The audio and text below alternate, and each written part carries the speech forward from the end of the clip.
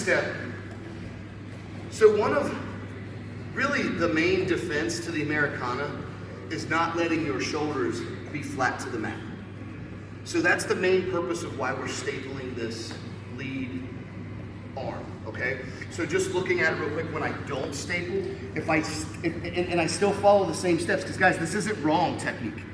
But if I start to pin this arm down and Dylan bridges to his hand, he reaches, go ahead and go hand to hand real quick.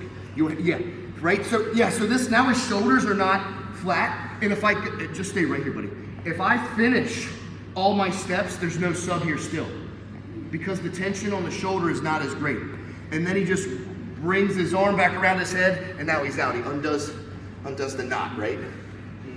So now that technique wasn't wrong.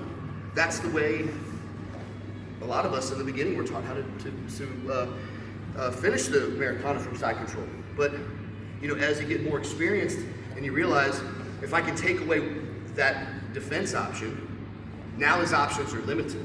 So that's why I really want us to focus, if we're attacking from top here, especially the far arm, not the near arm, the far arm, let's staple that near side arm so we can get to our finish quicker. So we start from the beginning again, nothing changed. I move my hip in, it's not enough space, I can already feel to get my knee inside like this, no problem. So I hug, come off the cross face, I start hunting that arm, I staple, I go long, driving my pressure in, open my chest, drive it down, I lock, and then all of a sudden my guy starts straightening his arm. That's his next defense, because his shoulders can't come off the mat. Well, with a straight arm, I don't have an Americana. So I crawl with my elbows. I slide my fingers up to my shoulder, up my bicep, bring my elbows close together and create a nice fulcrum, roll the wrist to where the thumb is up, pull down, and we get the straight arm lock. Right here, okay? So, we keep the lock, okay? We're keeping the lock. He stretches the arm. We follow it on our elbows. Once his arm is completely straight, we make our adjustment, sliding the fingers up. And the key to finishing this is pinching your elbows together. You're going to see, once we get here the next time, you're going to see his arm kind of lift away from the mat a little bit further. That's what we want. We're going to create that distance from the mat and create a nice fulcrum with our own elbows for submitting the arm, okay? So again, side control here, rock the hip away, I kind of clear, all right? Hug, come off the cross face.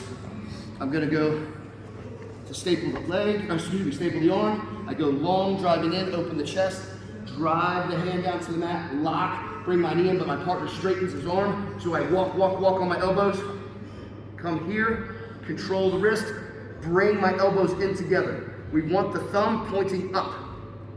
Now my elbows are pinched. So let's go back here for just a second. When I'm here, the hand is pretty close to the floor. I probably could still get it. When I bring the elbows up together, his hand raises up. And now I have a lot of depth to be able to get that straight arm lock set in. Okay? So one more time. Side control. All right. Move the hip, clear. Come off the cross face. Staple this arm. I'm gonna go long, open my chest, start attacking the Americana. I lock, bring my knee in, but he straightens. Walk. Slide the fingers up, elbows together, control the wrist, thumb up, straight arm lock, right there. Good? Okay, any questions here? Start from the top, okay? Everything's the same, start from the top. 5 and 5 again on this one. Attack the Americana, but before we get to our finish, before we can bring their elbow to their ribs, partners, you have to start straightening your arm out. That's your last layer of defense right now, because you're pinned flat to the floor, okay? And finish with the straight arm lock. 5 and 5, ready? 3, 2, 1.